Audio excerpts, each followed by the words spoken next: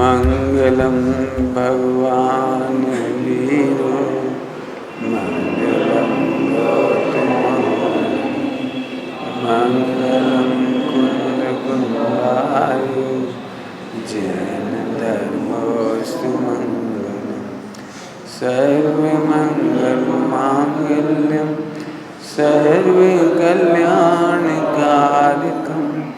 प्रधानं सर्वधर्माणां जैनं जयतु शासनम्।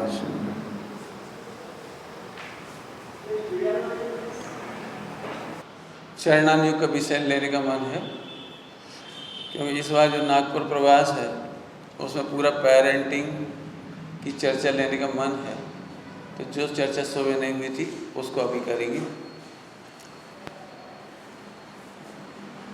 चरणानियोग शब्द बहुत विशाल है।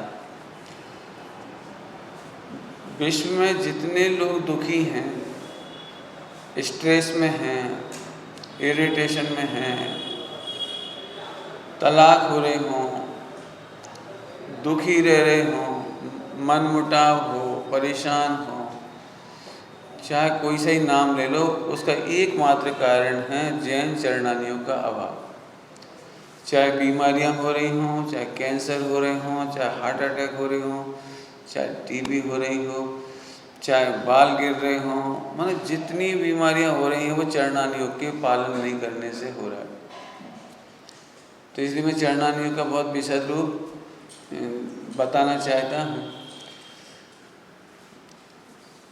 एक बार बहुत साल हो गए तब मैंने चौका के संबंध में मैंने दिगंबर मुनि भगवंतों की आहारचर्या पढ़ा रहा था। मैं वो विषय चला था 1.5 महीने का।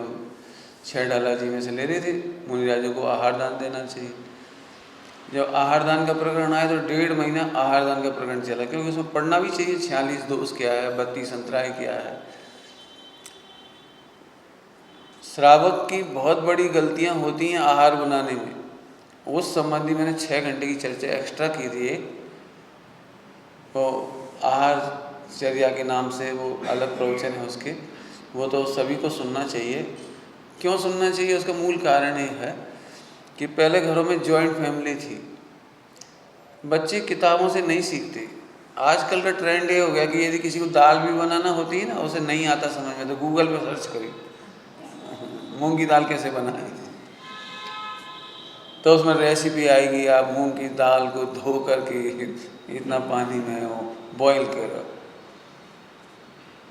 माने ये ट्रेंड बहुत तेज़ी से आ रहा है। जॉइंट फैमिली नहीं होने की वजह से सब हो रहा है। जॉइंट फैमिली नहीं होने से सबसे ज़्यादा प्रभावित हुआ है जैन धर्म का, वो है चरणानियोग। 3 चीज़ें उसका लॉस हो रही है। एक, बच्चियां भोजन बनाना नहीं जानती जिससे बीमारियां हो रही हैं। भोजन नहीं बनाते हैं तो पैसा बहुत खर्चा होता है, तो बजट खराब हो रहा है। आप चाहे जोमेटो से मंगाओ, चाहे स्विगी से मंगाओ, किसी से मंगाओ। आज ही अखबार में आया है जोमेटो स्विगी की आड़ में शराब की सप्लाई हो रही है।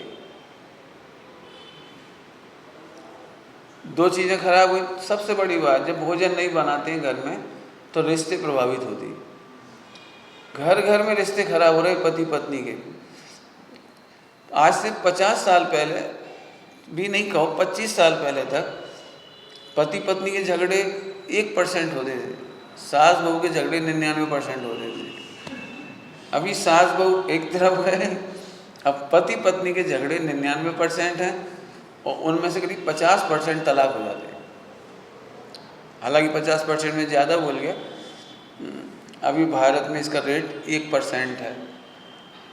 आपको भले खुशी होगी 1% है, लेकिन भारत में 1 करोड़ पर 1 था और आज 100 पर 1 तलाक की नौबत है। मतलब ये रिपोर्ट बता रहा हूँ गवर्नमेंट के हिसाब से। पहले करोड़ पर कोई 1 तलाक होता था। बरसों में कभी कोई तलाक की बात सुनते थे। कोई पति पत्नी में कितना भी तनाव हो जाए, लेकिन वे ये सोचते थे कि नहीं, पत्नी को छोड़ा नहीं जाता। झगड़े तो पहले भी थे, तनाव तो पहले भी थे, लेकिन छोड़ने की और छूटने की आदत नहीं थी। तो जॉइंट फैमिली नहीं हो जाना, उससे 2-3 बातें जो बहुत प्रभावित हुई। उसमें सबसे ज़्यादा लॉस हुआ मुनिराजों को। मुहिराजों की शुद्ध आहार की व्यवस्थाएं आज मैं नहीं समझता हूँ कि हिंदुस्तान के 99% घर कर सके। 99% की बात कर रहा हूँ क्यों कि 99% घरों में आलस छाया हुआ है। जॉइंट फैमिली थी ना, तो रोज़ सुबह दूध लग करके आता था शुद्ध, पहले ही बुजुर्ग लाते थे। 20-25 साल का नौजवान सोता रहता था, बुजुर्ग होते थे, महिलाएं होती थी, वे जाती थी दूध लेके आ जाती थी। दूध शुद्ध आने से 90% काम हो जाता है मुनिराजों के लिए। शुद्ध दूध आ जाएगा तो घी बन जाएगी, दूध बन जाएगा, छाछ बन जाएगी। उनके लिए जब घी बन जाएगा तो उससे रसोई बन जाएगी, कुछ भी काम हो सकता है। लेकिन दूध ही नहीं है और पानी नहीं है तो 99% चौका ख़त्म हो गया। पहले घर घर में कुआं से पानी आ जाता था, अब कुआं भी ख़त्म। जैसे जैसे बोरिंग का पानी है तो बोरिंग का पानी भी, नलों का पानी इस्तेमाल, और नहीं तो वो बॉटल आ गई और जाने कौन कौन से पानी आ गया मार्केट में अपने अपने घरों में। माने बड़े दुख की बात है, बच्चे युवा पीढ़ी एक बार भी ये नहीं सोचते कि हमारे यहाँ पानी छान करके पीने को कहते हैं तो ट्रेडिशनल हो गया। और जब वो कह रहे हैं इसमें जीव होते हैं, जीव, तो 12 रुपये का पानी पियो, 15 रुपये का पानी पियो, तो फटाफट पानी पी लेते। मैंने एक बार सोचो कि जैन दर्शन अनादिकाल से साइंटिफिक है, वहाँ पानी छानकर पीने की प्रणाली शुरू से है, और ये वो प्रणाली है जो गरीब से गरीब कर सकता है। गरीब भी दोहरे छन्ने से पानी छान सकता है, लेकिन 12-14 रुपये का पानी, वो क्या कहलाते, कैन आती क्या आती है पानी की, आजकल बहुत बिक रही है, तो एक बिजनेस शुरू हो गया उसका, घर घर में पीने का पानी सप्लाई। कैसा दुर्भाग्य है ये। उससे मुनिराजों के चौके प्रभावित हो गए, त्यागी वृत्तियों के चौके प्रभावित हो गए। अब पूरा हिंदुस्तान एक कामना करता है, कभी भावलिंगी संत हमारे गांव में ना पधार जाए, कभी त्यागी वृत्ति ना आ जाए। हाँ, ऐसा पंडित चाहिए जो बाजार का भी खा ले वे चाय जैसा खा ले वे। मैंने ये प्रभाव हो रहा है। ये मैंने कहा, मैं कुछ बातों को बताना ही चाहता हूँ। जैन दर्शन माने दी बेस्ट मेडिकल साइंस, चरणान योग, खास तौर से चरणान योग दी बेस्ट मेडिकल साइंस। आप फॉलो करके देख लो। मेरी नहीं मानो तो रामदेव से पूछ लो, हमसे नहीं पूछो तो नेचुरोपैथी वालों से पूछ लो। मैं भी आपको ज़्यादा व्याख्यान नहीं करूँगा। इंग्लैंड का एक बहुत बड़ा अच्छा राइटर हुआ है एडोल्फ जस्ट, उसने लिखा है रिटर्न टू नेचर। मैंने उस समय लिखा है 150 साल पहले, रिटर्न टू नेचर, आप नेचर की ओर लौटिए। उसने कम से कम 30 पेज ऐसे लिखे होंगे, वो मुझे ऐसे लगते हैं जैसे दिगंबर मुनिराजों को देख करके लिखा है उसने। नंगे पांव चलना, कम से कम कपड़ा पहनना या नग्न रहना, चिकित्सा के लिए लिखा है, नग्न रहने के लिए। इसलिए कभी कभी आपने पढ़ा होगा, उनके दिमाग में अश्लीलता नहीं है। वो विदेशी लोग बीच के किनारे या कहीं एकांत स्थान पर नग्न लेटे रहते हैं तो उनके मन में वासना नहीं होती। वो उन्होंने एडोल्फ जस्ट को पढ़ा हुआ है। धूप स्नान करिए, मड थेरेपी में मिट्टी लगाइए, ये एक काम वो एडोल्फ जस्ट बताता है सारे। एडोल्फ जस्ट कहता है आलू नहीं खाना चाहिए, बैंगन नहीं खाना चाहिए, चाय नहीं पीनी चाहिए। एडोल्फ जस्ट कहता है कॉफ़ी नहीं पीना चाहिए। प्रकृति ने आपके लिए नहीं बनाई है ये चीज़ें। मैंने ऐसी बहुत सारी चीज़, चमड़े के कोट नहीं पहनना चाहिए उसने कहा है, लेदर का इस्तेमाल नहीं करना चाहिए। आप पढ़ना चाहें तो मैं बता सकता हूँ एडोल्फ जस्ट, इंग्लिश में यदि आप पढ़ना चाहें, हिंदी में भी है उसकी प्रति, प्रकृति की ओर लौटी, इस नाम से ट्रांसलेशन है, और ये मिलना चाहिए आपको। वर्धा वगैरह पास है यहाँ पर, नेचुरोपैथी सेंटर है यहाँ पर। मैंने आप जो पढ़ना चाहें मैं बता रहा हूँ आपको रिटर्न टू नेचर ऑनलाइन मिल जाएगी, ऐसे वो क्या PDF मिल जाएगी। खैर मुझे ज़्यादा नहीं कहना, जॉइंट फैमिली होने पर ही सबकी सुरक्षा थी। एक बात जो बहुत मुझे सभी से कहनी है, लेकिन कितने मानोगे नहीं मानोगे, लेकिन मैं आपको स्ट्रेस से बचाने की बातें कर रहा हूँ। आज नहीं कल आपके जीवन में बहुत बड़ी त्रासदी आने वाली है। पत्नी से सुख नहीं मिलेगा, बच्चों से सुख नहीं मिलेगा, नाती पोतों से सुख नहीं मिलेगा। सुख माने आत्मिक सुख तो मिलता ही नहीं था वो तो अनादिकाल से ही नहीं मिलता था। लेकिन जो लौकिक सुख की भी आप कामना कर रहे हो, जिसके लिए आप करोड़ों कमा रहे हो, वो भी नहीं मिलेगा।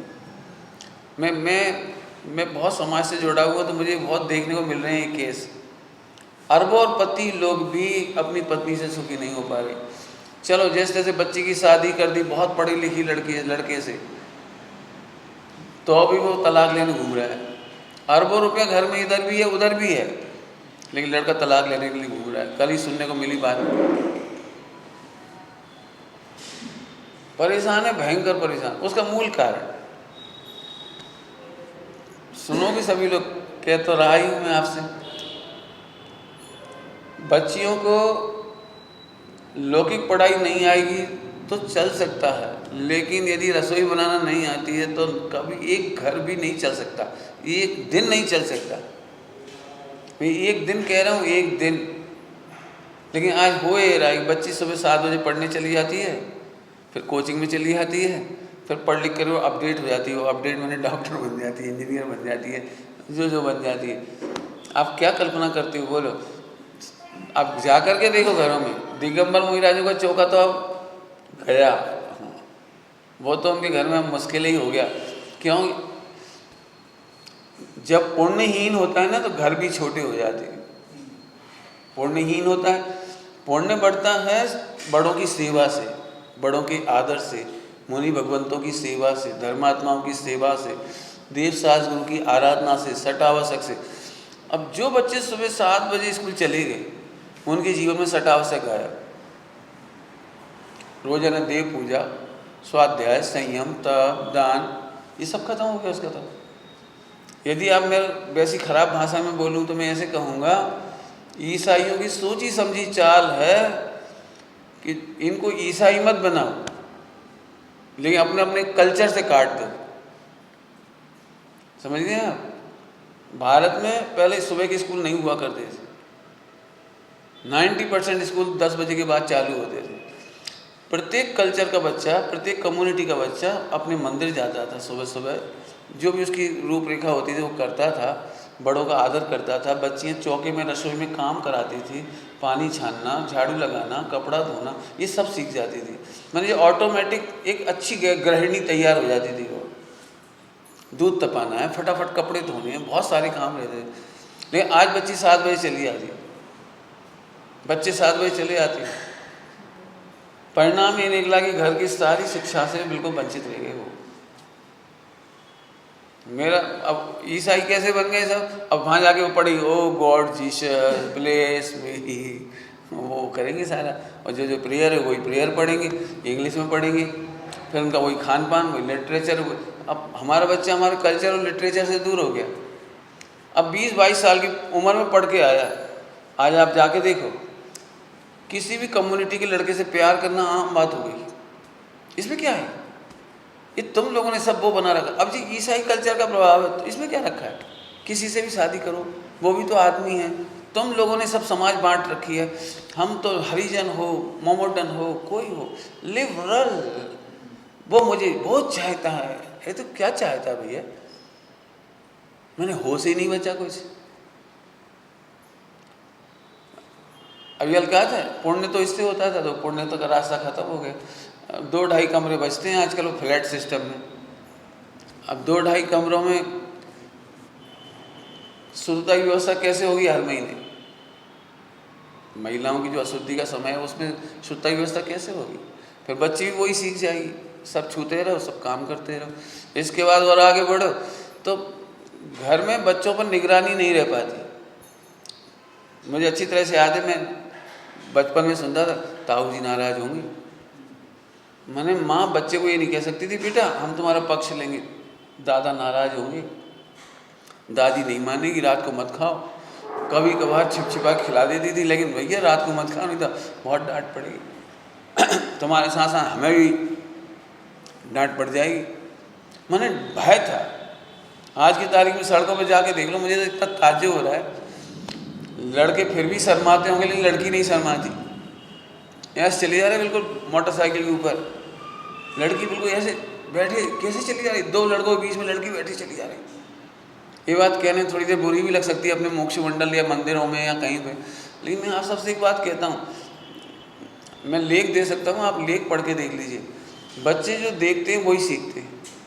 यदि हम बच्चों के सामने इस बात की क्रिटिसाइज नहीं करेंगे कि बेटे इसमें दूरदृष्टि क्या है, कल्चर क्या है, सोच क्या है, नहीं समझाएंगे तो बच्चे भी कल ऐसे ही करते फिरेंगे। मैंने आजकल का समय बहुत ही विकृत हो गया। जॉइंट फैमिली होती थी 60-70 लोग, तो बच्चा डरता था कोई देख ना ले।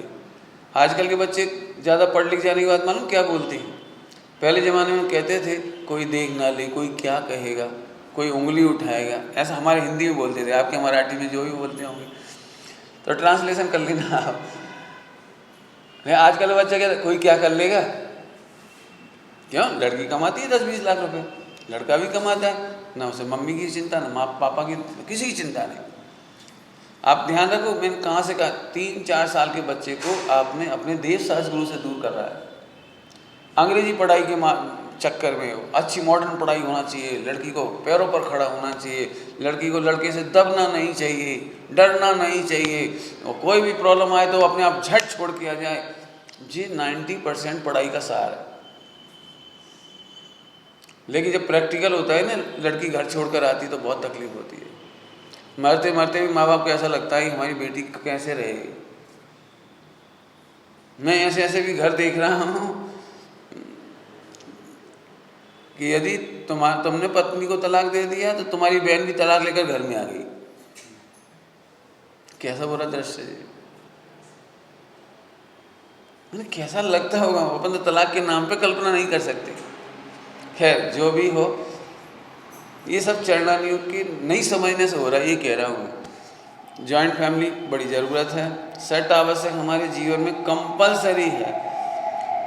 मैं फिर से कहूँगा, बच्चों को हमें कुछ सिखाने की ज़रूरत नहीं है, केवल माहौल देने की ज़रूरत है। यदि हम सब मिलकर के रोज़ पूजा करने जाएंगे तो हमारा बच्चा बिल्कुल 4 साल की उम्र से वो पापा हम भी जाएंगे, पापा हम भी जाएंगे, रो रो के जाएगा वो। आप दान करेंगे वो दान करेगा। आपने देखा होगा बच्चे कई बार मंदिर में आके पापा गुल्लक देखे पैसा, और दान देने की परंपरा सीख जाएगा। घर में पानी छानना सीख जाएंगे, रसोई बनाना सीख जाएंगे। आपको लगता है हमारा बेटी या हमारे जैन समाज के लोग अमेरिका जा रहे हैं। अमेरिका में सबसे बड़ी तकलीफ इस बात की है कि किसी को चटनी बनाना नहीं आता। अमेरिका में बरी बनाना नहीं आता, मूंग की बरी, पापड़ ये बनाना नहीं आता, कढ़ी बनाना नहीं आता, इसलिए वे रेसिपी बुक बिकती है वहाँ पे।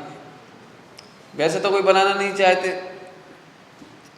आज की तारीख में यदि आप जानते ही होंगे ये सब बात कि मार्केट में चाहे पिज्ज़ा हो, बर्गर हो, कोई चीज़ हो, डबल रोटी हो, ब्रेड हो, कुछ भी, इन सब में अंडों का इस्तेमाल है, जिलेटिन का इस्तेमाल है, और ऐसे ऐसे केमिकल का प्रयोग है इनमें जिनसे कैंसर होता है।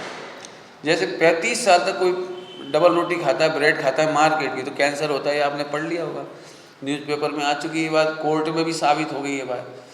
लेकिन इतना जानने के बावजूद भी आप नहीं छोड़ पाओगे। आपकी नई जनरेशन नहीं छोड़ पाई। क्यों नहीं छोड़ पाई? कि रोटी बनाना तो उसने सीखा ही नहीं है, कढ़ी चावल बनाना तो उसे सीखा ही नहीं है, राजमा बनाना तो उसे आता ही नहीं है। मैं छोटे छोटे काम, आपको मालूम होगा कल्पना चावला अंतरिक्ष में गई थी, आपको पता होगा, अहमदाबाद की समोसे लेके गई थी वो। अहमदाबाद से समोसे मंगाए थे उसने, कचौरियाँ मंगाई थी, और वो क्या कहलाती 6 महीने का स्टॉक, और चटनी के पैकेट आजकल जो आ रही मार्केट में बिकती है, चटनी के पैक क्या कहलाते हैं, एयर टाइट पैक, छोटे छोटे पैक, उन्हें लेके गई। इसका क्या मतलब निकला? उधर बनाना नहीं आता होगा, यही तो मतलब आया।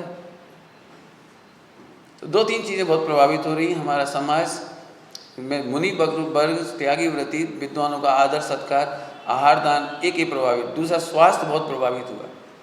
तीसरा बजट प्रभावित हुआ। तो चौथा रिलेशन। मैं दूरदृष्टि से कह रहा हूँ, इसी से जब हमारे पास सट आवश्यक वगैरह नहीं है तो पति पत्नी का स्नेह भी खत्म हो गया। दोनों एक दूसरे को शरीर मास समझ रहे हो, आत्मा नहीं समझ रहा कोई।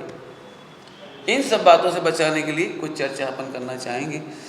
भूमिका बहुत बड़ी हो गई, लेकिन बहुत ही ज़रूरी है, दर्दनाक है। मैं पूरे हिंदुस्तान में जाता हूँ तो मुझे यही बात कहीं ना कहीं तो कहनी थी, इसलिए यहाँ पर मैंने इस बार के प्रवास में पेरेंटिंग नाम से ही रखा है सब कुछ।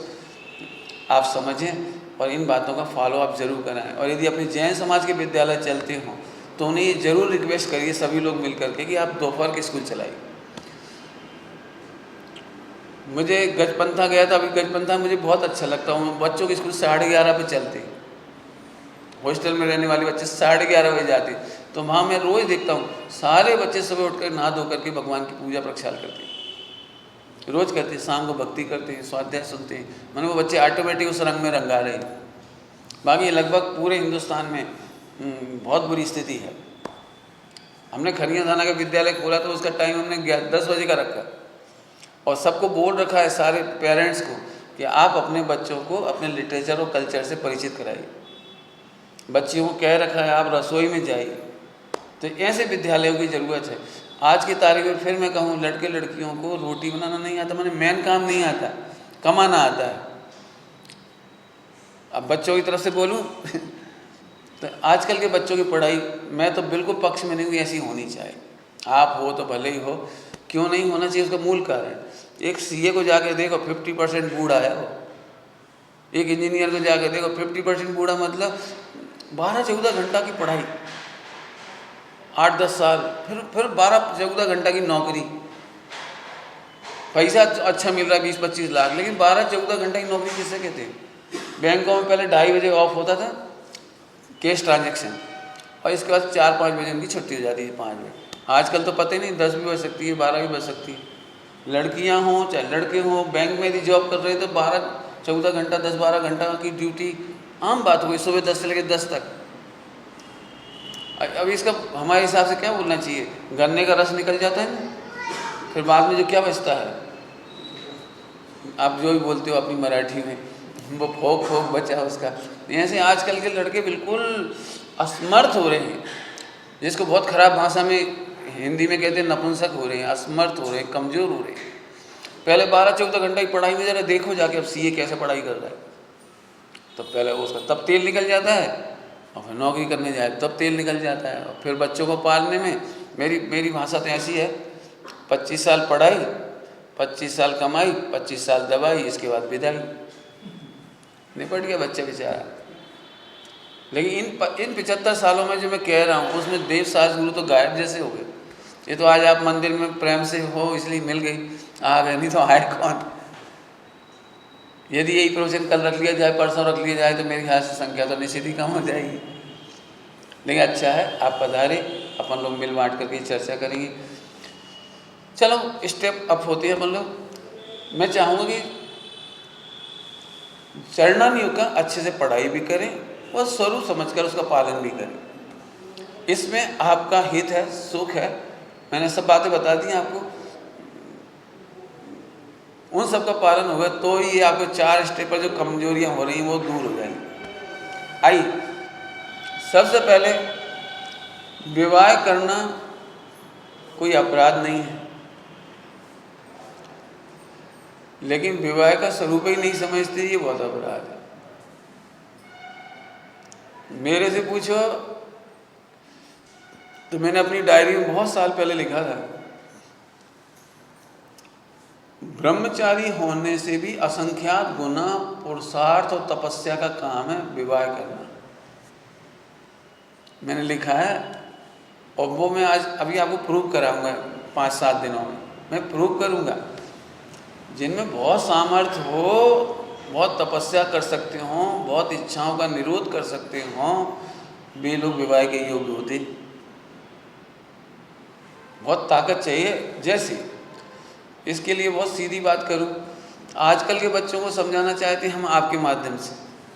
आजकल के बच्चे अपना पुण्य छीन करते हैं विवाह के नाम पर, जिससे हमारा घर चलता है, उदय चलता है, बीमारियां नहीं होती हैं, समाज में संगठन होता है, हमें रिश्तेदारों से प्रेम मिलता है, समर्पण मिलता है। वो काम होते हैं पुण्य से, वो पुण्य से होती है। सम्यक दर्शन ज्ञान चाहिए तो आत्मा की आराधना से होती है। लेकिन एक बार बता, जो टेंशन में हो वो सम्यक दर्शन कैसे करे?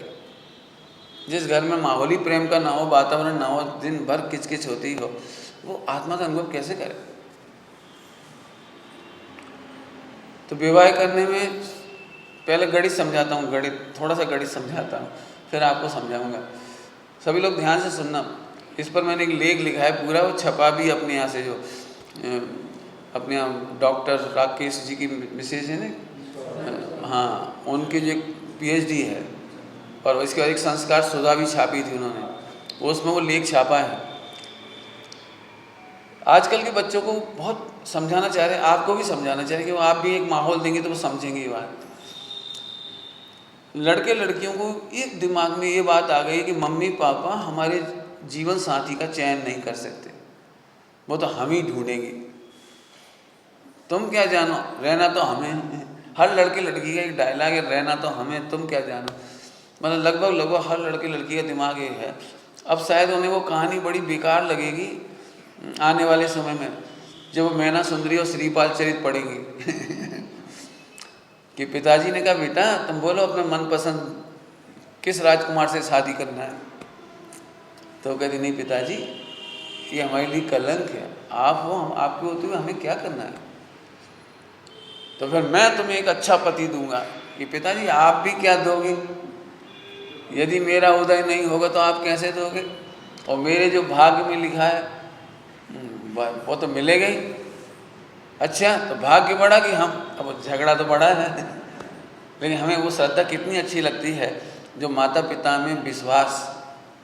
आज की तारीख में फिर एक बात को बोल ही देता हूँ, हमारे पंडित जी साहब, हमारे गुरु जी एक बात बार बार कहते हैं कि बच्चों को पढ़ा लिखा करके इतने लायक नहीं बनाओ कि तुम्हें नालायक समझे। मैंने अब बच्चों को ये लगता तुम क्या समझो, मैंने कितना दुख की बात है। वो माँ से कहती है, पिताजी से कहती तुम क्या समझो, पूरा जीवन में जो किसके साथ रहना है। और जैन लड़के से शादी करोगे वो खराब निकल गया तो, वो रात्रि भोजन करने लगा तो, और मारपीट करने लगा तो, और तलाक दे दिया तो, उन्हें कैसे कैसे प्रश्नों के जवाब देने पड़ रहे। तो सुनो, जिन्हें अपने माता पिता पर ही भरोसा नहीं है, यहाँ से लड़के का भरोसा करने लायक नहीं किसी लड़की को। और जो लड़की अपने माँ बाप को धोखा दे सकती है लड़के के लिए, तो वो लड़की जब अपने रक्त को धोखा दे सकती है, अपने माँ बाप को धोखा दे सकती है, तो लड़के को नहीं दे सकती। इतनी सी बात समझ में नहीं आती। लेकिन मैंने फिर कहा पुण्य छीन करने के रास्ते, पुण्य छीन करने का रास्ता नंबर 1 एक तो यही है कि बच्चियाँ, उनका दिमाग ऐसा चलता है कि हम खुद ढूंढेंगे। नंबर 2, ढूंढने के लिए करते क्या है फिर वो चैटिंग, फोन, क्या क्या कहलाती है वो चैटिंग, और क्या क्या होता है, फेसबुक, कुछ व्हाट्सएप, कुछ पता नहीं क्या क्या होता है। अब वो स्टाइल, अब मैं करणानियों की आपको ऐसी बात बताता हूँ, करणानियों से बताऊँगा ये बात, क्यों ऐसे तो समझोगे नहीं आप। जो जिसे चाहता है वो नहीं मिलता, प्रकृति का ही नियम है, प्रकृति का नियम है, करणानियों का नियम। जिसे आप चाहते हो वो नहीं मिलेगा। आप करके देख लेना, आपका हो तो हम 2-4 दृष्टांत दे देंगे। करणानियों समझा रहा हूँ आपको। क्यों? जो चीज़ चाहते हो उसके लिए असीम पुण्य चाहिए और इच्छाओं का निरोध चाहिए। इच्छाओं का निरोध हो और बहुत असीम पुण्य हो तो वो आपका चाहा हुआ हो जाएगा, अदरवाइज नहीं होगा। अब इतनी पवित्रता नष्ट होती है चाहने से। तो 2-3 दृष्टांत दूँ तो आप जल्दी समझोगे। अब मैं करणानियों पढ़ा रहा हूँ इस समय, चरणानियों को समझाने के लिए करणानियों। मैं आपके घर भोजन करने आऊँ और आपने बहुत सारे आइटम बनाए और मैं मना करूँ नहीं चाहिए नहीं चाहिए नहीं चाहिए, तो आपको खिलाने में कितना आनंद आता है। अरे पड़ी इतना सा मीठा तो लेने होगा, अरे कुछ भी नहीं खाया आपने, इतना सा तो मीठा ले ही लो। आपको खिलाने में भी आनंद आएगा और मुझे खाने में भी आनंद आएगा। अब इसी का उल्टा कर दो, हम देख रहे हो और क्या है, अरे थोड़ा सा लड्डू नहीं बना पाए, थोड़ा पापड़ ही तल दे दे। मैंने हम एक चीज़ भी मांगी ना आपसे, एक चीज़, तो आपको अंदर अंदर कैसा लग रहा है। अब खिला भले ही दोगे लेकिन खिलाने के बाद वो आनंद नहीं आएगा ना। मालूम कहाँ के भुक्कड़ हैं, ब्रह्मचारी को कोई पूछता नहीं है। हमने भोजन के लिए बुलाया तो झट कहने लगे वो बनाओ, ये लाओ, ये दो, वो रखो। मैंने आप कल्पना नहीं कर सकते, मैं छोटी सी भी चीज़ मांगूंगा ना तो भी आपको बुरा लगेगा। और लगता है मैंने पुण्य छीन, लगता है मतलब पुण्य छीन। ये बहुत प्रैक्टिकल देखा है। कभी कभी ऐसा हो जाता है कि कोई चीज़ में अंतराय आ गया तो वो चीज़ नहीं खा सकते, तो हमने कहा एक काम करो, दूध दे दो, दूध ही दे दो, दूध रोटी खा ली। तो उनका चेहरा देखा, अरे पंडित जी आज दूध में बाल निकल गया।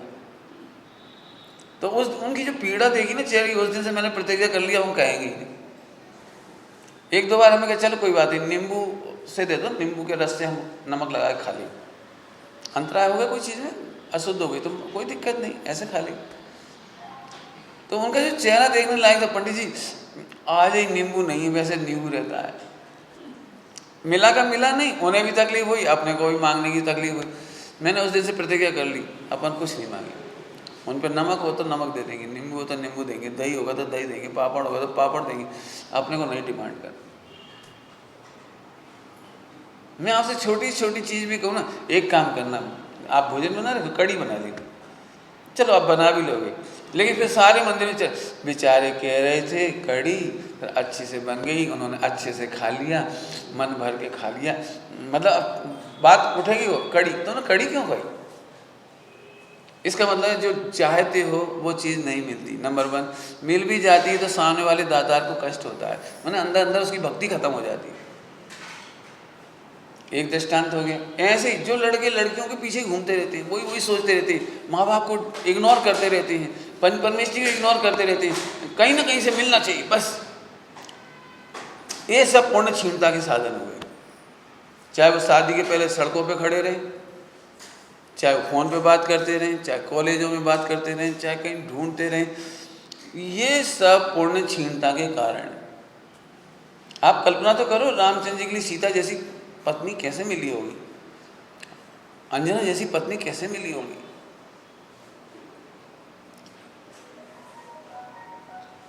पुण्य छीन करना ये बहुत खतरनाक चीज़ है। मैं आपके घर जाऊं, दृष्टांत दूसरा दे रहा हूं, मैं आपके घर जाऊं तो पंडित जी आप इस कमरे में ही कदम रख दीजिए, आपका चरण पड़ जाए इस कमरे में भी, आप ऐसा करो। यदि कोई व्यक्ति ज़्यादा रुचि वाला नहीं होगा धर्मात्माओं से, ये लगता है कि नहीं धर्मात्माओं की रुचि से हमारा पैसा बढ़ता है, तो ये कहे पंडित थोड़ी तिजोरी पे भी नज़र डाल दो ऐसा भी कह देगा। अब देखो मैं नहीं चाह रहा हूँ ना, तो मैं ऐसा भी कहेगा, जी हमारी बहू है, इन्हें आशीर्वाद दे दो, बेटा आप पंडित जी जी हमारी बिटिया है, ये बेटा है, ऐसा। अब इसका उल्टा करो, मैं तुम्हारे घर भोजन करने जाऊं और मैं ये पूछूं तुम्हारी तिजोरी कहाँ है? नहीं आपको क्या काम पंडित? नहीं वो देखना है बस। चलो फिर आपने कहा पंडित ये तिजोरी, तो चाबी कहाँ रखते हो इसकी? तो खोलो तो इसे, कितने नोट होंगे अभी लगभग, बंद कर दो, कोई बात, भले ही बंद करा दिए, मैंने लिए नहीं, कुछ नहीं किया, लेकिन आपको कैसा लग रहा है? हम आपके घर में आए और हम पूछें आपकी बहुएं तो होंगी, बेटी तो होगी, उनसे भोजन परसवाओ, तो आपको कैसा लगेगा? वैसे आपको लग रहा है जब बेटा परस किया, सबको परस किया, और अब तुम्हें ऐसा लग रहा है कोई परस मत जाओ। 2 दृष्टांत हो गए, 3 दृष्टांत।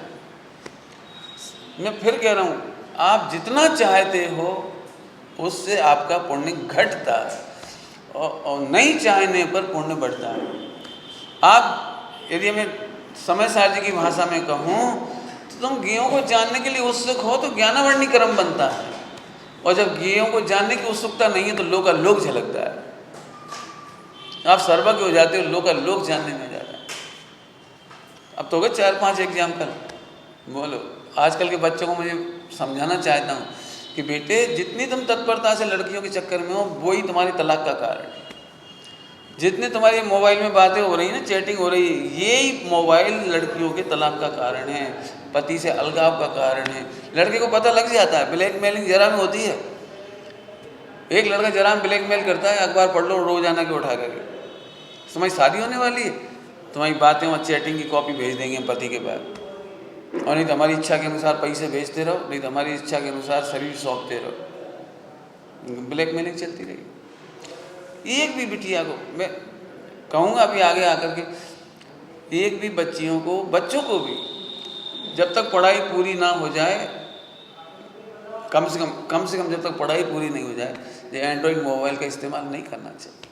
90% लड़कियाँ बच्चियाँ, अब ख़राब शब्दों में नहीं कहना चाहता हूँ कि अपना सील गवा देती है, अच्छे शब्द हैं थोड़े से, लेकिन इससे भी ख़राब शब्द मैं बोलना नहीं चाहता। इसमें लड़की बड़ी खुश होती है, 10 लड़के चाहते हैं मुझे, 10 से बातें हो रही है, 20 से चैटिंग हो रही है, फला में ऐसा हो रहा है, और लड़कियों का माहौल भी लड़कों जैसा है बिल्कुल। 4-6 लड़कियाँ यदि एक साथ रहती हों और एक लड़की मोबाइल फ़ोन नहीं रखे तो 5 लड़कियाँ उसको हैरान कर देंगी, तेरा कोई फ्रेंड नहीं, तेरा बॉयफ्रेंड नहीं, तू कैसी है, तू ट्रेडिशनल है, फला है, और बातें करना सीख। सबको अपने को सबको वो खराब भाषा भी नहीं बोल सकता जो वो बताती। छठी लड़की को भी मजबूरी में मोबाइल के लिए रो रो के ले ही लेगी। आज के अखबार में आया, भोपाल के अखबार में बता रहा हूँ, यहाँ का तो नहीं, भोपाल के अखबार में। मोबाइल के कारण से कितनी लड़कियां घर छोड़कर, माँ बाप को छोड़कर भाग गई। यदि डांट पड़ी मोबाइल तो घर छोड़कर भाग गई। लड़कों में बाइक नहीं दी पापा ने, घर छोड़ के चले गए। कम से कम 550 केस हुए एक साल के अंदर। 550 केस कितने कहलाएंगे बोलो? हर सप्ताह कितने हो जाएंगे? इसका मतलब 365 दिन में 550 केस, माने एक दिन में 1-1.5 लड़का लड़की घर छोड़ के भाग गए। जय राशि बात है। दूसरी ओर से देखा जाए तो बच्चों की पढ़ाई बहुत प्रभावित होती है। मैं ऐसे बहुत सारे लड़कों को की घटनाएं तो पढ़ता ही हूँ, लेकिन मुझसे मिलते भी हैं, क्यों मैं इस तरह की चर्चाएं करता हूँ तो मुझसे मिल लेते हैं। एक लड़का, आप कल्पना नहीं कर सकते, इतना इंटेलिजेंट था कि 12th तक टॉप करता था दिल्ली में, जैन समाज का बच्चा।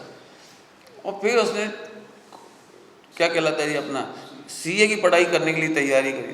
पहला ग्रुप पहली बार में निकाल दिया उसने। तब तक उसने फ़ोन नहीं इस्तेमाल किया, लड़कियों से बात नहीं की, दोस्ती नहीं की, कुछ नहीं किया, सीधी पढ़ाई करना अपने बस। अब जब उसमें भी बढ़िया रैंक बन गई पहला ग्रुप पास करने में, तो कोचिंग में सब उसी की चर्चा हो रही।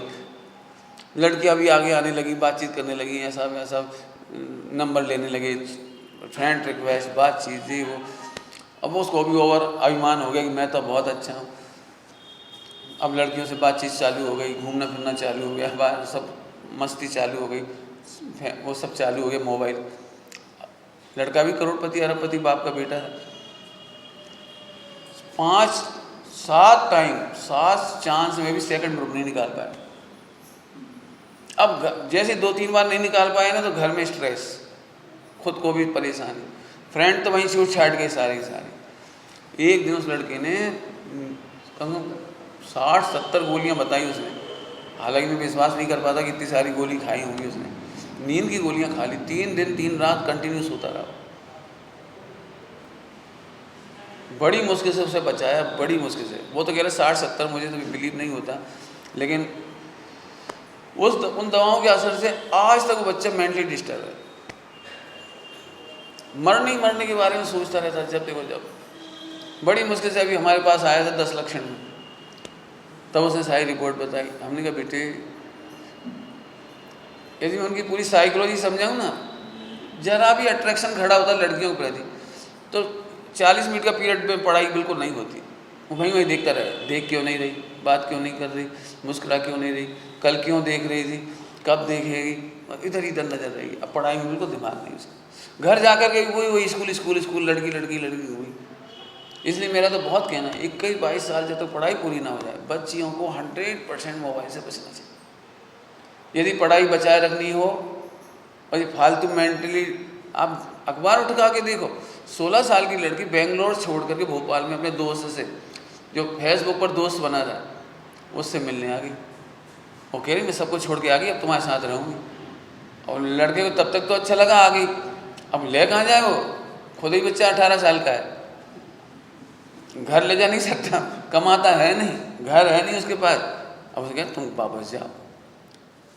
तो लड़की वहीं घूमती फिर रही भोपाल में। तो पुलिस वालों ने पकड़ा, कहाँ से आए, कैसे क्या। उसके माँ बाप को बुलाया, उनको भेजा। कितने केस हो रहे। फिर कहता हूँ भैया, चाहे बच्चे हों या बच्ची, 20-22 साल की उम्र तक इनको पढ़ाई में मोबाइल, अब क्या कहें, स्कूल वाले भी ऐसे अपने आप को ज़्यादा हाई बताने के लिए बच्चों को ऐसे काम दे रहे जो किसी काम के नहीं। प्रोजेक्ट वर्क, वो इंटरनेट यूज करना सीखो, उसमें से निकालना सीखो गूगल, और प्रोजेक्ट तैयार करो और भला करो। जब उन बच्चे 5 मिनट वो देखेंगे, उसके बाद जाने क्या क्या देखेंगे। मुझे तो समझ में नहीं आ रहा इन फ्यूचर होगा क्या ये। लेकिन यदि अपन विद्यालय चला रहे हों या प्रभाव रखते हों या अपने सुझाव हों, तो मैं चाहता हूँ यदि आप लोग इस्तेमाल भी कर रहे हैं तो इन बातों को आगे बढ़ाओ। इनसे होगा क्या, इससे फटाफट सीख जाएंगे बच्चे इंटरनेट वगैरह। इसे तो मैं क्या कहूँगा आपको, रेलवे स्टेशन पे हम उतरे एक जगह सवाई माधोपुर पर, बहुत देर गाड़ी रुकती है। एक अंधा और एक अंधी, मैंने पति पत्नी दोनों, और दोनों मोबाइल चला रहे बढ़िया आराम से। जी इनमें क्या रखा है, तो हर कोई सीख जाता है। लेकिन बच्चों को पढ़ाई के टाइम पढ़ाई और समय की सुधार ये तो बहुत ज़रूरी है। वापस आ जाओ, लड़के लड़की अपनी मनपसंद खुद मत ढूंढो, मम्मी पापा का सहारा लो। बच्चे बच्ची वो जानते भी नहीं है, जिसके लिए मैं एक पुलिस वाले की भाषा में बोलूँ, थानेदार की भाषा में, यदि आप में से किसी को परिचय होगा, एक फिल्मी हीरोइन करिश्मा कपूर, वो आधी रात को 12 बजे अपने पति को छोड़ के भागी थी और पुलिस स्टेशन में आ गई। तो उसने शिकायत की कि मैं अब इससे तलाक लेना चाहती हूँ, मैं इसके साथ नहीं रहना चाहती। फिल्मी हीरोइन ने बड़ी इसलिए नाम लिया आपके सामने। पुलिस वालों ने उसे दूसरे दिन समझा कर उसे घर भेजा, और जो समझाया था वो आपसे कह रहा हूँ। उन्होंने कहा था जो आपने फिल्मों में किया है और देखा है वो रियल लाइफ है और ये रियल लाइफ है। मैडम, आप रियल लाइफ और रियल लाइफ में अंतर करना समझो। पढ़ लेना आप अखबार उठा के उस समय से मुझे ये शब्द मिल गया, रियल एंड रियल लाइफ। अब मैं इस हेडिंग से कॉलेज स्कूलों में यूनिवर्सिटी में जाकर लेक्चर देता हूँ कि रियल लाइफ अलग है और रियल लाइफ अलग है। आखिरकार उसे जाना पड़ा, फिर तलाक अभी हो ही गया फिर से उसका। आप क्या समझ रही, लोग सुखी हैं जो तुम्हें दिखाई दे रही, और उसकी मेन जड़ है, मेन जड़ ये मोबाइल। बच्चे हवा में उड़ रहे हैं, हवा में। उन्हें ऐसा लगता है कि जैसे भूखा आदमी है ना, कोई भूखा आदमी जल्दी जल्दी खा लेना चाहता, ऐसी स्थिति हो रही है। लेकिन बच्चों को सिखाने की बहुत ज़रूरत है। पसंद, शादी, मैंने पहले ही कहा शादी अपराध नहीं है, लेकिन शादी के मामले में यदि मैं कहूँ बहुत अच्छे तरीके से, तो ये संतति वृद्धि का आधार है, ना कि भाव वृद्धि का आधार। कुछ कहा मैंने, संतति का जन्म होना, संतति का प्रवाह चलना, उसके लिए विवाह है। लेकिन भाव वृद्धि कर लो तो ये भाव वृद्धि के तरीके जो मैंने अभी बताए, मोबाइल, लड़कों से दोस्ती, बातचीत करना, उन पर बिलीव करना, किसी के साथ चल देना।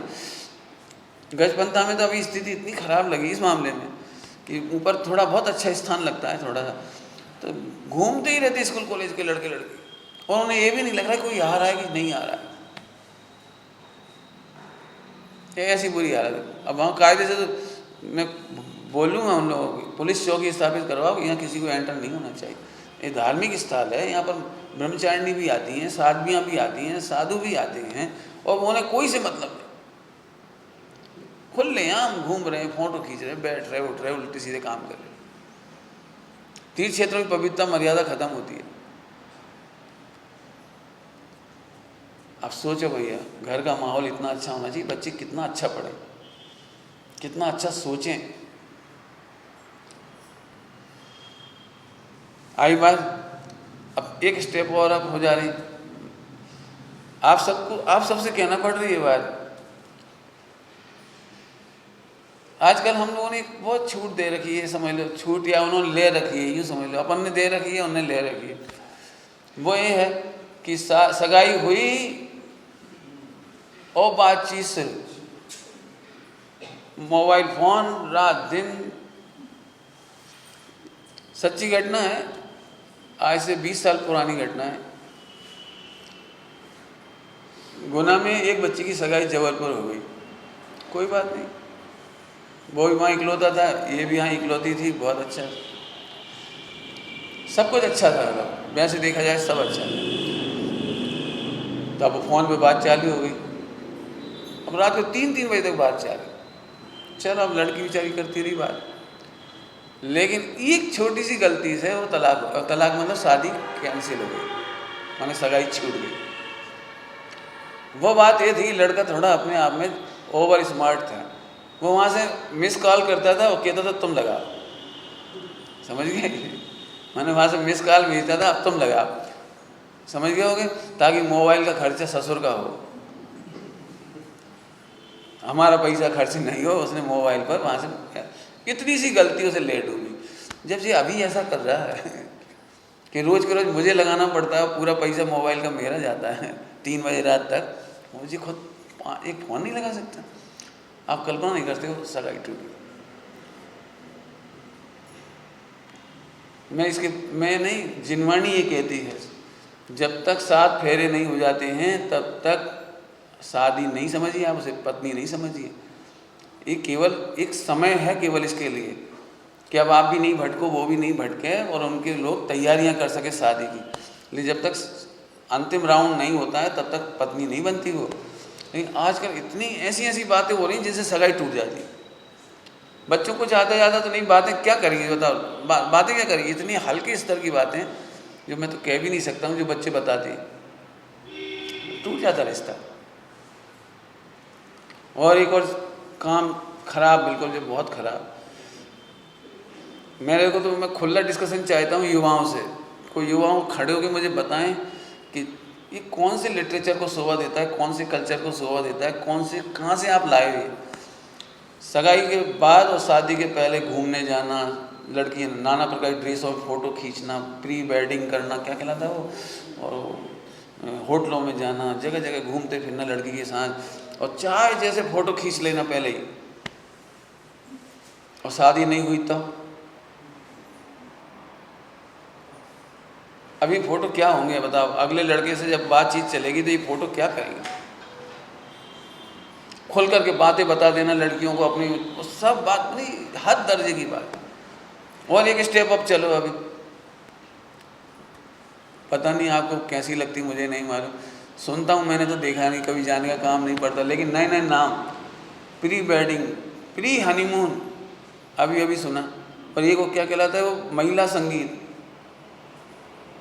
महिला संगीत, मैंने कितना हद दर्जे का काम कि दूल्हा दुल्हन दोनों ही नाच रहे। क्या किसी दूल्हे को अपनी पत्नी के डांस के बारे में बताना जरूरी है सबको, कि बाजे वाले से लेकर घोड़ा वाला तक सब देख ले कि मेरी बीवी कैसा नाचती है। ये दिखाने लायक है। अगले दिन शादी के बाद कोई फ्रेंड आए और कहे तेरी बीवी यार क्या ठुमके लगाती है, कल क्या नाची थी, एक बार और दिखाओ, एक बार वो सी गाने पे। तो मैं नहीं समझता हूँ, आपको इतना गुस्सा आएगा कि जान ले लो उसकी। तो क्या समझता है मेरी बीवी को। तो मैं पूछता हूँ भैया पहले तुम अपने आप बीवी को क्या समझ रहे थे उस दिन। मैं तो पूछना ही चाहता हूँ, कोई मुझे इसका उत्तर जरूर देना, क्या सोच के नाचा रहे हैं। एक बहुत अच्छी बात निकली होगी, कम से 10 एक साल पहले व्हाट्सएप पे निकली थी। पहले घर की महिलाएं, घर की सही मतलब क्या कहना, रिश्तेदार लोग, घर के लोग रसोइयाँ बनाती थी और भाड़े की महिलाएं नाचती थी, किराए की महिलाएं नाचती थी। आज किराए की महिलाएं रसोई बनाती है और घर की महिलाएं नाचती। अब तो दुल्हन ही नाचने लगी, ससुर का दे के ताली बजा रहा है। और जो बाजे वाला, वो ठेले वाला, और जो कौन कौन होंगे वो जो सब आते हैं वहाँ पर, भी बढ़िया वो बनाई जा रही है, क्या कहलाती उसकी वो वीडियो। वो कैसे देखेगा, किन भावों से देखेगा, किसको भेजेगा, क्या होगा, कुछ खबर ही नहीं। ये मैं बता रहा हूँ, ये पेरेंटिंग का हिस्सा है और हमारे चरणानियों का घात हो रहा है इन चीज़ों से। मैंने बहुत ख़राब शब्दों में कहीं तो खुलेआम वेश्यावृत्ति हो रही है। कितने लड़कों से दोस्ती, कितने लड़के टच करेंगे, कैसे बात करेंगे, कैसे अकेले में कितना बार विश्वास कैसे कर ले। और रोज़ अखबारों में घटना आती है, दोस्तों का मन माफिक नहीं करने पर लड़कियों को एसिड लगा दिया, कभी घटना कर दी, कभी मारपीट हो गई, कभी हत्या हो गई। बहुत काम हो रहे हैं, ब्लैकमेलिंग हो रही है, बच्चे टेंशन में जी रहे। और ज़्यादा कोई ख़राब लोग मिल गए तो शादी के बहाने ले गए। और 50% लड़कियों की तस्करी केवल इसलिए होती है, लव अफेयर की आड़ में, लव जिहाद की आड़ में, लव अफेयर का और लव जिहाद का उसकी आड़ में, ताकि जितने आतंकवादी होते हैं इनकी शादियां नहीं होती। जितने आतंकवादी लोग हैं इनकी शादियां नहीं होती, वहाँ सप्लाई हो जाती है। वहाँ इतनी दुर्दशा होती है, इतनी दुर्दशा होती, कोई दया नहीं तुम्हारे ऊपर। दिक्कत है इन विषयों पर हम बोलते नहीं, कोई खुल के बात नहीं, घर घर में करते तो हो गए थोड़ी थोड़ी बात। लेकिन मैं ऐसे केस को जानता हूँ, आज 30-35 साल हो गए एक लड़की के गए हुए। उस दिन से आज तक उसका नाम और निशान पता नहीं, फ़ोन नहीं आया, कहाँ है, जिंदा है कि मर गई, क्या हुआ। 35 साल हो गए होंगे, कुछ खबर नहीं। और आप चाहो तो ये सब जानकारी मिल जाएंगी आपको कि कहाँ कहाँ इन लड़कियों की सेल हो जाती है, क्या कहलाता है, स्मगलिंग हो जाती है। अपन तो भाई इन बच्चों, इन देखो मैंने शुरुआत वहाँ से की है, वो सब का प्रभाव इन पर पड़ रहा है। इनका प्रभाव उस पर पड़ रहा है। इसलिए इन बातों का ध्यान रखें। महिला संगीत के नाम पर होता था पहले भी महिला संगीत, मुझे पता है होता था, लेकिन उसमें पुरुष शामिल नहीं होते थे। महिलाओं के बीच में गीत होते थे, आने वाली बहू भी गीत गाती थी, थोड़ा नृत्य भी करती थी अपनी दादी सास वगैरह सबके सामने, अपना घर ही घर, क्योंकि एंजॉय करते थे वो लोग। लेकिन ये तो तरीका ही गलत हो गया। उसमें लाखों रुपए खर्च करने तैयार, वीडियो बनाने में लाख रुपए खर्च करने तैयार, फिर वो एडिट करेगा, उसमें किसको क्या दिखाना चाहे। तो प्री वेडिंग हो, चाहे तुम्हारी महिला संगीत हो, और एक अपनी इच्छा से शादी करना, घूमना फिरना, ढूंढना, ये सब पुण्य क्षीण करने के कारण है। आप जाकर के देखना चाहो तो इंदौर अकेले का बता सकता हूँ, दिल्ली बम्बई का बता सकता हूँ, दिल्ली का मुझे रिकॉर्ड नहीं मालूम। आप ज़रा कोर्ट में जाके देखें, 25 से 35 साल के लड़के लड़की माने शादीशुदा लोगों के में तलाक के कितने % केस। बॉम्बे में 78,000 केस। इंदौर का आज से 8 साल पहले का रिकॉर्ड बता रहा हूँ, मुझे अभी का नहीं मालूम, मैंने 8 साल पहले पढ़ा था। हर 5 दिन में 7 तलाक। मैंने पत्नी ऐसे बोलती पति को कोर्ट में, बिल्कुल आप चाहें तो पढ़ सकते हैं, नई दुनिया की फ्रंट पेज की लाइन है 8 साल पुराने अखबार की। मिस्टर मैं आपको छोड़ सकती हूँ, व्हाट्सएप को नहीं। मैं व्हाट्सएप नहीं छोड़ सकती, आपको छोड़ सकती हूँ, ऐसे डायलॉग। इस चक्कर में अब मैं केस बताऊं तो आप स्टडी कर लो, आप जाके देखो उस बच्चे की क्या दुर्दशा हो रही, मम्मी पापा के बीच में पिस रही हो। मम्मी पापा के बीच, आज के अखबार में आया है, भोपाल के अखबार में, 13 साल की बच्ची और मम्मी पापा की नहीं बन रही तो मम्मी छोड़ के चली गई, तो उसका पापा उसी बच्ची के साथ गलत दुर्व्यवहार कर रहा है। जब वो आई मम्मी तो उसे बताया कि पापा ऐसा करते हमारे साथ, तो आज वो अरेस्ट है। वो आज के अखबार में, भोपाल के अखबार में। कितने बच्चे हैं मम्मी पापा से अब दूर रहना पड़ रहा, हॉस्टल में डाल दिया। उन बच्चों की क्या गलती है? लेकिन गलती कहाँ से स्टार्ट हो रही है आप समझ गए? मैंने स्कूल से उठाया ही बात, पढ़ाई से। 4 साल के बच्चे को आप गलत रास्ते पढ़ाने भेज रहे हो। जब अपना लिटरेचर और कल्चर से दूर रहेंगे, जॉइंट फैमिली से दूर रहेंगे, माहौल ही नहीं मिलेगा उन बच्चों को, तो फिल्में तो रोज़ देख रहे हो, टीवी तो रोज़ देख रहे हैं, मोबाइल के गाने तो रोज़ ही देख रहे हैं, और मोबाइल में गलत फिल्में तो रोज़ ही देख रहे हो। तुम नहीं दिखाओगे तो दोस्त दिखा देंगे, कोई ना कोई दिखाने वाला मिल जाएगा। मैंने अब यूँ समझ लो, अब नए कानून बन गए कि 12 साल की बच्ची के साथ कोई करेगा तो उसे फांसी। कब से 250 केस हो चुके अभी तक, फांसी का इंतजार है। मैंने नौजवान गलती नहीं करेंगे तो क्या करेंगे? पूरा देश, पूरा समाज, पूरी सरकार मिलकर के पेट्रोल डाले जाओ और फिर कहो बेटा गलती करोगे तो फांसी चढ़ो। पेरेंट के हिसाब से ध्यान रखें, समाज के हिसाब से ध्यान रखें, गवर्नमेंट के हिसाब से ध्यान रखें। और ये वीडियो पर जो कुछ आते हैं, जो कुछ इंटरनेट मीडिया पे आ रहा है, इसे कैसे कंट्रोल होना, कैसे रोकना और अपने बच्चों को कैसे चेक करना, ये हम सबकी मिली जुली एक जिम्मेदारी। अदरवाइज ठीक है, आप परेशान होगे, नहीं होगे परेशान तो अखबारों में परेशानी पढ़ लो।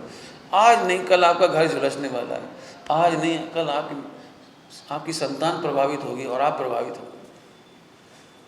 मैं सच कहता हूँ, ये हुंडा सरपणी काल की वजह से आने वाला समय शायद कोई सुखी हो। मैंने जितना अच्छा माहौल देखा उतना अच्छा अब तो नहीं रहा, आने वाले समय में और ख़राब होता जाएगा। अब अंतिम बात कहूँ आपसे, अंतिम का मतलब ये है, बड़ी उम्र होती जाती है शादी के लिए, तो अब शादी की इच्छा ही नहीं बच रही। लोग शादी भी जैसे तैसे कर लेंगे 30-35 में, 25-30-35 में, तो फिर संतान नहीं चाहते। क्यों? अकेले पाल नहीं सकते, जानते भी नहीं बच्चों को पेरेंटिंग कैसे की जाती वो भी नहीं जानते। मैं ऐसी घटनाएं घट रही हैं बच्चों के बीच में देखता हूँ। एकल परिवार, पति पत्नी, एक बच्चा पालना मुश्किल हो रहा है। सर्दी हो गई, रात भर रो रहा है बच्चा, तो मम्मी पापा को ये नहीं समझ करें क्या, और उसे ले जाकर नर्सिंग होम में डाल दिया। और नर्सिंग होम में तो आप समझते ही, जो पैसे का मीटर चलता है, बच्चे की जान जा रही है। जॉइंट फैमिली होती तो सब संभाल लेते थे, मैंने कल्पना भी नहीं, आजकल के बच्चे की कल्पना भी नहीं कर पाएंगे कि आदिनाथ भगवान की 100 संतान थी, 101 2 कितनी थी और पहले ज़माने में 8-8 10-10 संतान हो जाती थी और पल जाती थी, उन्हें अब विश्वास भी नहीं होगा। रही सही कसर और हो रही है। मम्मी पापा उन्हें पति पत्नी दोनों नौकरी कर रहे हैं तो बच्चे को पालने का ही कोई नहीं, तो नौकरों के भरोसे। अब बताओ, जिस बच्चे को माँ का आंचल ना मिले वो माँ का कैसे हो जाएगा? वो नौकरों का हो जाएगा। अब नौकर अकेले में उसके साथ क्या करते होंगे ये तो भगवान ही मालिक। कभी कभी वीडियो देखने को मिल जाती है कि बच्चे के साथ गलत व्यवहार हो रहा है। मैंने जिन माँ बाप को बच्चों को ट्रेंड करना था, पालन पोषण करना था, संस्कृति देनी थी, वो नौकर दे रहे हैं। तो अब आप देख लो जाके, पानी छानना गायब, रात्रि भोजन का आता पता नहीं, शुद्ध खान पान बिल्कुल गायब। अब ऐसे जैनों से आप क्या अपेक्षा करोगे, नामधारी जैनों से, कि वो मंदिर में पूजा प्रक्षाल कर पाएंगे, कि आहार दान दे पाएंगे? अब आप एक बात और सुन लो मेरी खतरनाक, कि यदि आप इतनी मेहनत नहीं कर सकते, मैंने क्या कहा था, ब्रह्मचारी रहने से गृहस्थ बनने में असंख्यात गुनी ताकत है। आपको बहुत इच्छाओं का निरोध करना पड़ेगा, बच्चों को संस्कार देने पड़ेंगे, सास ससुर की समाधि करानी पड़ेगी, बहुत काम है आपके सिर पर। और नहीं करते हो तो फिर आप 18,500 वर्ष के लिए मुनि भगवंतों के आहार की, समाज की वृत्तियों की, पूजन पाठ की, मंदिरों की और सम्यक दर्शन ज्ञान शायद की वृत्ति के घातक हो गए। इतना बड़ा अपराध हो गया आपसे। यदि आप पानी छानना ट्रांसफर नहीं कर पाए, रात्रि भोजन का त्याग ट्रांसफर नहीं कर पाए, सटावसर की संस्कृति ट्रांसफर नहीं कर पाए, तो जो गलती अभी तक नहीं हुई थी, जो हम तक आ गई, वो वादा पाप हम करेंगे। मैंने 18,500 वर्ष आपके घरों में क्या पता कोई मुनि बनेगा कि नहीं, क्या मालूम कोई आपके यहाँ आहार देगा कि नहीं, त्यागी व्रती होगा कि नहीं, विद्वान होगा कि नहीं। और दुखद बात यह है, जिस तरह से पढ़ाई लिखाई कर रहे हैं बच्चे, आप ही फील कर रहे होगे, बच्चे ऐसे भी पानी छानने क्या होता है, नंगे क्यों रहती हैं, क्या जरूरत है ऐसा रहने की? मैंने बच्चे आपसे ऐसे क्वेश्चन खड़े करने लगे। मैंने जैन धर्म, जैन कल्चर को नहीं समझ करके जैन शास्त्रों के विरोध में ही खड़े हो जाएंगे। बहुत गंभीर मामले उठाए अपन ने आज। चरणान योग दी बेस्ट मेडिकल साइंस है, और चरणान योग का पालन करने वालों के लिए कभी स्ट्रेस नहीं हो सकता। अब इतनी बातों में मेहनत तो लगेगी, इसमें कोई तो, अब पति पत्नी दो ही कमाने चले गए तो फिर अब ठीक है, तुम कमाने में मेहनत कर लो, तो फिर संतान का सुख नहीं मिलेगा, ये रखो, और आने वाली बहू का सुख तुम्हें भी नहीं मिलेगा, फिर एक ही रह जाओगे, ये सोच लो यार। अब अंतिम स्टेप आज ही कह दूँ, वैसे तो बाद में भी कहनी है मुझे, तो आप समाधि की उम्मीद छोड़ देने। आप, मैं आपको क्या कहूँ, आप पूरे हिंदुस्तान का रिकॉर्ड चेक कर लो, एक मामले में कर लेना। आप जितने वृद्धाश्रम हैं वहाँ कोई भी किसान नहीं है, भील नहीं है, भील के मम्मी पापा नहीं है, मैं क्या कहलाते तुम्हारे कुली, पोर्टर, सब्जी वाले, इनके माता पिता नहीं। यहाँ करोड़पति अरबपति लोग हैं जिनके बच्चे डॉक्टर हैं, इंजीनियर हैं, साइंटिस्ट है और क्या क्या हैं, सीए हैं, मैंने बड़ी पोस्ट पर। आप कल्पना नहीं कर सकते, विदिशा में जिस समय शिविर लगाया था 18 दिन का, उस समय की घटना है कि एक 70-75 साल के व्यक्ति ने स्वप्न लोक लॉज में, जो होटल है, एक लॉज है रेलवे स्टेशन के बाहर, उसमें सुसाइड किया। और वो रिटायर्ड आईएएस था, उसका बेटा भी आईएएस है। आईएएस रिटायर्ड ने फांसी लगाई और उसका बेटा आईएएस है वर्तमान में। जब वो हो गया तो फिर सब ढूंढती है पुलिस, कागज मांगे देती, तो फिर उस बच्चे को फ़ोन किया बेटे को, तो आकर के डेड बॉडी लेने तक तैयार नहीं। उसने कहा उनका डेथ सर्टिफिकेट भेज देना मेरे पास, ताकि उनके अकाउंट और जो मकान और जो वसीयत है वो हमें मिल जाए। क्या गजब है। और ये बात हो रही है, मैं आपको एक ही घटना नहीं सुना, कितनी घटनाएं सुनाई जा सकती। आप न्यूज़पेपर पढ़ लो तो आपको सब पता लगेगा, पढ़ रही होगी। अब मैं आपसे एक बात पूछना चाहता हूँ, थोड़ी तकलीफ तो हुई होगी ऐसी बातें सुनने में आप लोगों को। हम तो आपसे सोच रहे थे कोई सूक्ष्म बात सुना होगी, कोई भगवान आत्मा की बात सुनाओगे, कोई द्रगुण पर्याय की चर्चा सुनाओगे, कोई सम्यक दर्शन ज्ञान चार्ट की चर्चा सुनाओगे, वो तो मैं सुनाता ही हूँ और आप सुनते भी हो, पढ़ते भी हो, समझते भी हो। लेकिन समझदारों से ये आशा है। मैं इसका एक छोटा सा प्रभाव और भी बताता हूँ आपको। आजकल के ब्रह्मचारी, त्यागी, व्रती और उनसे आगे भी कोई संग में नहीं रहना चाहता।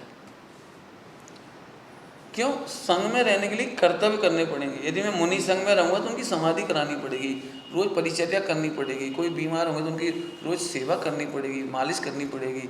मैं नहीं रहना चाहता जी। एकल परिवार की जो संस्कार यहाँ पड़ गए ना, वो वहाँ पर भी ये नुकसान दे रहा है। जब तक हम जवान हैं हमें आहार देते रहो, बस खत्म। प्रवचन सुनना तो सुन लो, मैंने एक हमारा लिखा हुआ छापो। मैंने इतना भी रिकमेंड नहीं कि बड़े आचार्य हैं उनके लिखवाओ, उनका लिखा हुआ छापो, इनका छापो, मेरा छापो, मेरा ही लिखवाओ। ये हो गया? हर त्यागी के नाम से एक पत्रिका, ये है क्या? ठीक है, जब तक युवा हो तब तक चलते रही गाड़ी, जब बीमार हो गए तब क्या हो? एकल बिहारी होने का निषेध है ब्रह्मचारियों का। मैं ब्रह्मचारियों कहता हूँ एकल बिहारी मत रहो। मेरा तो नियम है, एकल बिहारी नहीं रहूँगा। जब जिस दिन कोई नहीं होगा मैं अपने केवल पंडित साहब के चरण शरण में रहूँगा, उन्हीं की सेवा समाधि कराएंगे।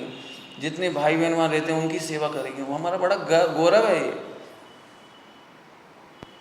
ये लॉस हो रहा है, भयंकर लॉस हो रहा है। एकल बिहारी के क्या नुकसान है वो आप देख लो, वो भी पिक्चरें आ रही है सारी। मैंने, आप समझ रहे हैं मैंने आपको कितना बड़ा कर्तव्य याद दिलाया गृहस्थ जीवन में, कि आपका बालक इतना सेवाशील हो, विनयशील हो कि यदि वो मुनि बने तो सेवा करने में सौभाग्य माने, संगठन में रहने में, संघ में रहने में सौभाग्य माने, गृहस्थ हो तो समाज की मर्यादाओं में रहने में सौभाग्य माने, परिवार में रहे तो परिवार की आज्ञा में रहना उसे अच्छा लगे। आजकल तो पत्नी क्या बोलती, पति ने कहा पिक्चर देखने के लिए मैं मम्मी से पूछता हूँ, पापा से पूछता हूँ। अपन कमाते हैं उनसे क्या पूछना? ये छोटी छोटी बात, अपने को बाजार से मार्केटिंग करनी, शॉपिंग करनी, तो दादा दादी से क्या पूछना? आजकल की स्थिति है। चलो समय हो गया, एक अंतिम बात और बोलूं?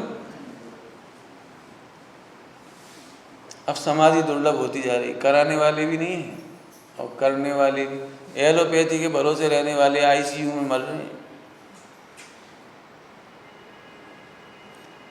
आईसीयू में, समझ गए, मैं देख रहा हूँ ना समाधियाँ, तो मुझे पता लगता है लोग इतनी तारीफ करते, बड़ी शांति से गए, बड़े शांति से गए, कोमा में थे, पेन किलर दे दो दर्द के नाम पर, अब शांति से पड़ा रहे, बहुत शांति से सुनते सुनते गए। वीडियो बना लो थोड़ी सी मोबाइल से, बड़ी शांति इसका नाम नहीं है।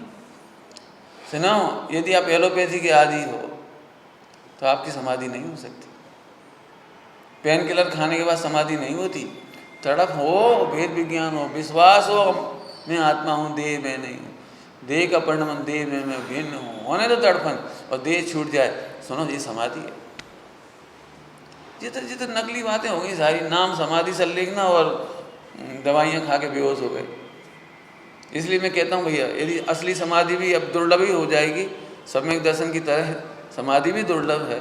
यदि आप चाहते हो कि पूरी संस्कृति बचनी चाहिए तो इस एंगल से अभी इतनी चर्चा की है। अपनी प्रकृति को समझो और संस्कृति की रक्षा करो। अपना लोटा छानो, ये बात ठीक नहीं, समझे? अपना लोटा छाना समझते हो? दुनिया जाए भाड़ में, अपन तो अपना मौका निकालो। अपन आए नहीं 4 दिन के लिए नागपुर, तो अपनी रोटी खाओ जाओ। आने वाले का क्या होगा भगवान जाने, मुनि भगवंतों का क्या होगा उनकी वे जाने ना। द्रव्यानियों कहता है मेरे शुद्धात्मा के सिवा विश्व में मेरा कुछ नहीं। चरणानियों कहता है ये पूरा विश्व हमारा परिवार है। One for all, all for one, ये चरणानियों सिखाता है। कितना सुंदर है हमारे यहाँ एकांत। फिर भी चरणानियों को द्रव्यानियों में विरोध नहीं है। द्रव्यानियों कहता है एक परमाणु मात्र मेरा नहीं है, कोई जीव मेरा नहीं, किसी पर मेरा अधिकार नहीं। चढ़ना नहीं कहता, सबके प्रति हमारा कर्तव्य है। मेरे ख्याल से यदि इस एंगल से आज का प्रवचन समझोगे तो आपको अच्छा लगेगा। क्यों मैंने इस बार यही पॉइंट प्रॉमिस करके आया हूँ, मुझे पेरेंटिंग पे बहुत बोलना है। अभी पेरेंटिंग का आज शादी हो गई ना, शादी तक का काम हो गया इससे आगे का काम नेक्स्ट समय जब भी मिलेगा तब लेंगे। ओम नमः शिवाय।